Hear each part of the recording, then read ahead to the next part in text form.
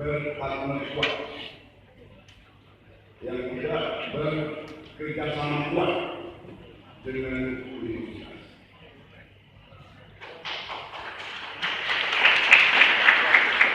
Saya tidak ahli, saya tidak punya khusus belajar pendidikan, saya hanya sosiologi.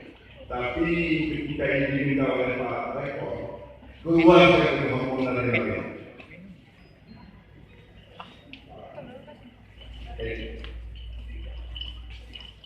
Kenapa? Karena kalau di sini itu kamu hebat. Tapi di Qatar dan di luar, karena mereka punya kampus hebat, mereka mengundang kampus luar. Kita bisa menemukan bersama di Qatar, kita bisa menemukan bahkan Harapan juga di untuk apa?